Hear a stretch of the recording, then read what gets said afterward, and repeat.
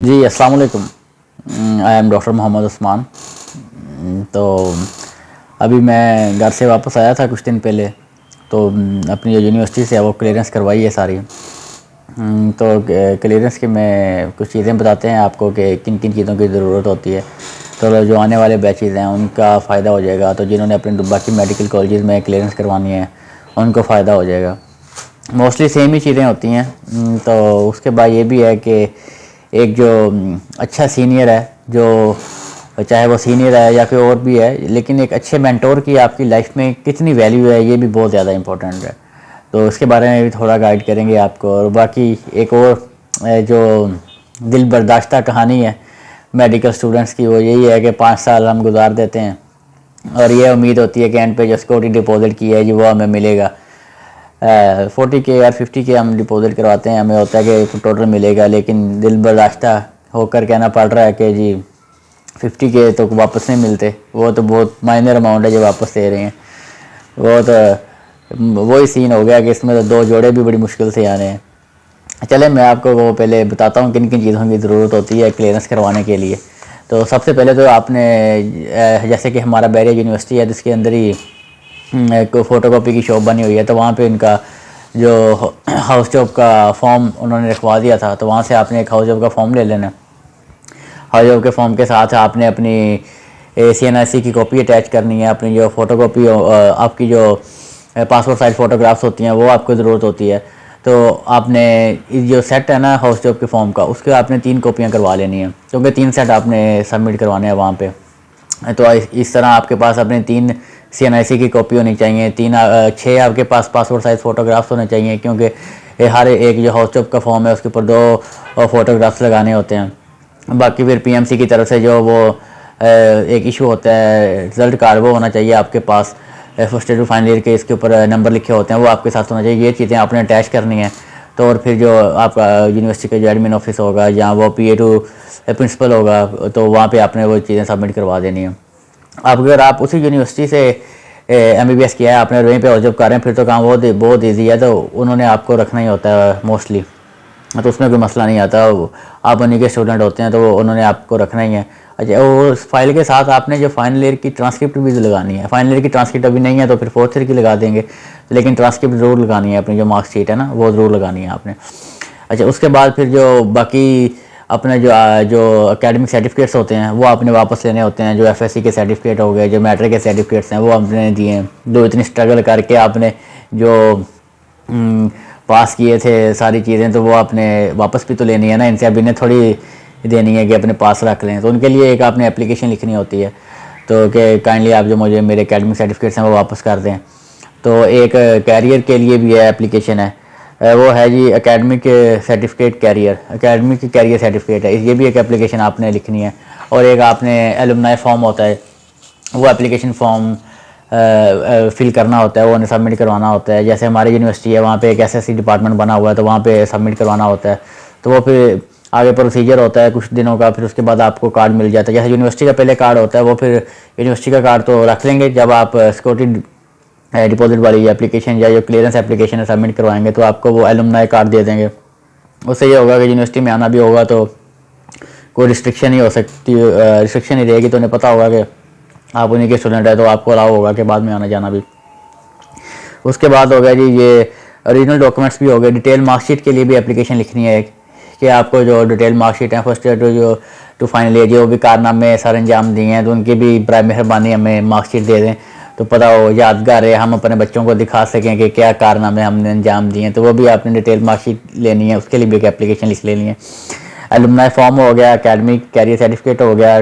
Transcript application अगर कोई आपकी नहीं रहती सॉरी, अगर क्या आपके पास आपकी ट्रांसक्रिप्ट नहीं है first year to final year, तो आपने उसके लिए भी एप्लीकेशन लिखनी है कि वो भी आपको ट्रांसक्रिप्ट मिल जाए। चलें आपके पास एक हार्ड कॉपी तो हो ना, कभी भी ज़रूरत पड़ सकती है। वो हो गया। सिक्योरिटी डिपॉजिट के लिए एप्लीकेशन जो है वो आपने जब क्लियरेंस करवा रहे होंगे उसके साथ ही होगी, अटैच होगी, वो आपके पास ही रहती है।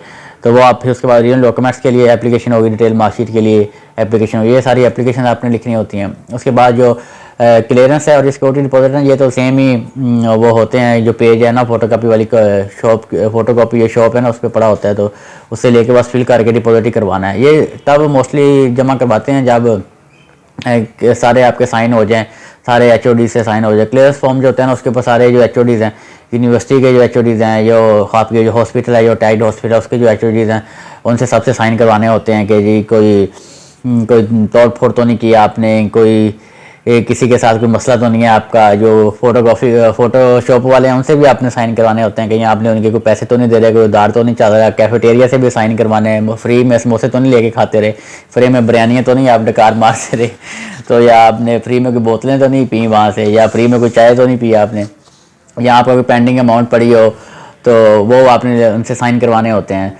तो सब साइन के बाद फिर आपने जो एडमिन ऑफिस है वहाँ पे जो आपका क्लियरेंस फॉर्म होता है और जो सिक्योरिटी फॉर्म होता है, ये दोनों साथ ही अटैच होते हैं, इनको सबमिट करवा देना है। तो साथ ही आपका जो आईडी कार्ड होगा, आईडी कार्ड मेन जो आपका यूनिवर्सिटी कार्ड जो होगा वो आपने सबमिट करवा देना है। तो वो फिर जो सिक्योरिटी है वो हमारी यूनिवर्सिटी का तो उन्होंने बताया कि 5 से 6 माह लग जाते हैं, आराम आराम से देते हैं आपको, तो फिर उसके बाद वापस मिलती है। और सुना भी है कि इतनी दी है उतनी नहीं मिलती, उससे तो 70-80% डिडक्ट होकर फिर वापस मिलती है। पता नहीं किस चीज़ की डिडक्शन होती है, लेकिन डिडक्शन होने के बाद ही फिर आपको वापस मिलती है। अच्छा, उसके बाद ये होता है कि जब आपने हाउस जॉब स्टार्ट करनी है, सबसे मेन फैक्टर ये होता है कि जैसे हमने ये क्लियरेंस करवानी थी तो हमें कुछ मैसेज आए ग्रुप्स के अंदर, सबके ग्रुप्स बने होते हैं, आप लोगों के भी एमबीबीएस ग्रुप्स बने होंगे, हमारे भी बने होते हैं। उसके अंदर मैसेज आ जाते हैं जी 1 हफ्ते पहले आना है, 2 हफ्ते पहले आना है, क्लियरेंस करवानी है। बहुत मुश्किल काम है ये क्लियरेंस करवाने वाला, जो एप्लीकेशन लिखनी है ये काम बड़ा मुश्किल है। ये हमारे ग्रुप्स में आया हुआ था। तो जहाँ तक मुझे याद है कि 2 हफ्ते पहले आपने आना है, नहीं तो 1 हफ्ता तो ज़रूर पहले आपने आना है जी, 1.5 हफ्ता पहले आना है, उसके बगैर आपका काम नहीं होगा, जलील करेंगे आपको जी, तंग करेंगे। तो ये हमारे कई बच्चे भी आए भी हैं। तो लेकिन जहाँ तक मैंने खुद भी काम करवाया और मेरे ये दोस्त हैं उन सब ने भी क्लियरेंस करवाई है, जो मेरे रूममेट है उन्होंने भी क्लियरेंस करवाई है। तो ये कोई इतना लंबा काम नहीं था, हमें 2 दिन लगे हैं। 2 दिन भी ऐसे लगे हैं कि 11 बजे जाते थे और 12:30 तक, ये 1.5 घंटे के अंदर। एक दिन में ये सारी एप्लीकेशन जो आपको बताई है वो वाला काम हो गया सारा, और अगले दिन गए हैं वो क्लियरेंस वाला काम हो गया सारा। हाँ, अगर इनफैक्ट एक टीचर नहीं भी आया किसी दिन, या नहीं भी है कोई एचओडी, तो वो अगले दिन आप जाके उससे करवा देते हैं। 2 या 3 दिन मैक्सिमम लगते हैं। ये वाला सीन नहीं होता कि जी 1 हफ्ता पहले आ जाए या 2 हफ्ते पहले आ जाते, बुलाते हैं आपको ऐसे ही हैं कि जी 1 हफ्ता पहले आके सबमिट करवाएं या 2 हफ्ते पहले आएँ। आप जो सीनियर्स हैं वो आपको ये मोस्टली ऐसे ही कहते हैं। इसलिए वो मैंने शुरू में ये जो वर्ड यूज़ किया है ना कि जो बेस्ट मेंटोर है ना वो आपकी लाइफ में कोई ज़रूर होना चाहिए कि जो आपको अच्छी गाइडलाइन दे सके। तो कुछ थे हमारे जो अच्छे सीनियर थे, उन्होंने बताया कि ये काम इतना मुश्किल नहीं है, आपको जो मोस्ट इंपॉर्टेंट काम होता है वो हाउस जॉब वाला फॉर्म होता है वो आप सबमिट करवा देंगे, बाकी जो सिक्योरिटी क्लियरेंस है वो होती रहती है, इसका मसला नहीं है इतना, वो साथ साथ चलता रहता है काम। लेकिन कोई होते हैं जैसे आपको पता है वो डराते हैं, तो ये 2 हफ्ते पहले आएँ, आपको ये काम होगा वो काम होगा। इतना कोई ऐसा कोई डरने वाली मसला नहीं है, इतना लंबा कुछ नहीं होता प्रोसीजर। फिर जब हाउस पे आए तो उसके बाद जी हाउस में सबसे पहले स्टार्ट क्या करना चाहिए जी, मेडिसिन है, सर्जरी है, या क्या आप सबसे पहले स्टार्ट करेंगे। तो इसमें भी जो आपका मेंटोर है ना बहुत ज़्यादा ज़रूरी हो जाते हैं, क्योंकि पता नहीं होता क्या करना है। तो किसी से पूछो वो कहता है जी सर्जरी करो, किसी से पूछो मेडिसिन करो, कोई कहता है जी जो मर्ज़ी कर लो, जो जिसने आपको सर से उतारना होगा जो मर्ज़ी कर लो, भाई सारी एक ही तरह की है जी। जो फिर किसी और से पूछो वो कहता है जी सारी फजूल है, करने का फ़ायदा नहीं है। अरे भाई करनी तो है ना, चाहे फजूल हो चाहे ना हो, लेकिन करनी तो है। ये प्रोसीजर है, इसके थ्रू गुजर के तो जाना ही है। तो बहुत कम सीनियर्स होते हैं जो अच्छे होते हैं, जो आपको गाइडलाइन देते हैं कि जी आपने ये वाली पहले करनी है, किसके अंदर आपको इंटरेस्ट है वो आपसे पूछते हैं, फिर उस हिसाब से फिर आपको गाइड करते हैं कि जी आपने क्या करना है। तो ज़िंदगी में तो ये सारी जो स्टोरी है ना जो आपको सुनाई है, तो इसका ये एक मकसद है कि ज़िंदगी में एक अच्छा मेंटोर ज़रूर आप ढूंढें। एक मेंटोर वो है जो आपको एक अच्छी एडवाइस देगा कि आपने ये काम करना है, इस स्टेप के अंदर आपने ये वाला काम करना है, जो एक प्रोसीजर से गुजर चुका होगा, आप उसकी एडवाइस को फॉलो करेंगे तो आपको बहुत सारी जो मुश्किलें हैं ना उसको जो कंप्लीट करने में बहुत आसानी हो जाए, क्योंकि वो तो इस सिचुएशन से गुजर चुका होता है तो आसानी रहती है। तो देखें मेंटोर डिफरेंट होते हैं, जैसे आपका प्रोफेशनल मेंटोर भी हो सकता है, आपका जो पर्सनल लाइफ है वो मेंटोर भी और हो सकता है। तो डिफरेंट मेंटोर भी हो सकते हैं, क्योंकि जो प्रोफेशनल लाइफ है वो आपसे जो सीनियर्स हैं उनका ज़्यादा एक्सपीरियंस हो सकता है, आप उनमें से जो आपको बेहतर लगता हो वो आपका मेंटोर हो सकता है, जो आपको अच्छी गाइडलाइन देता हो, जो आपको एक सीधा रास्ता बता रहा होगा कि जो हर्डल्स ने देखी हैं तो वो चले आपको कैसा पास से बता देता है कि आपको वो हर्डल पेश ना आए। क्योंकि ये जो जर्नी है ये सारी अप्स एंड डाउन्स की हर्डल्स होती हैं, इसमें ये नहीं है कि ये हर्डल नहीं होगी मैं स्मूथली चलता जाऊँगा, कि गाइडलाइन तो ज़रूरी है। तो ये ज़िंदगी में एक अच्छा मेंटोर बिल्कुल होना चाहिए। आप लोगों को भी चाहिए कि जो भी आपको अच्छा लगे कि जी इनकी गाइडलाइन मेरे लिए फ़ायदेमंद है, तो ज़रूर उनसे गाइडलाइन लें, क्योंकि वैसे विदाउट मेंटोर वो तो लाइफ ऐसी है कि भटकती रहेगी। तो जैसे हम एज आ मुस्लिम हम हैं, तो हमारा जो एज आ मुस्लिम हम अगर मेंटोर कंसीडर करें तो आप सल्लल्लाहु अलैहि वसल्लम को करेंगे कि वो एक बात से हमें बताते हैं कि अल्लाह ताला के पास, अल्लाह ताला तक कैसे रसाई मुमकिन है, कि अल्लाह ताला के हम हर दिल अजीज़ बंदे कैसे हो सकते हैं। तो हर एक सिचुएशन है उसके लिए मेंटोर का होना बहुत ज़्यादा ज़रूरी है।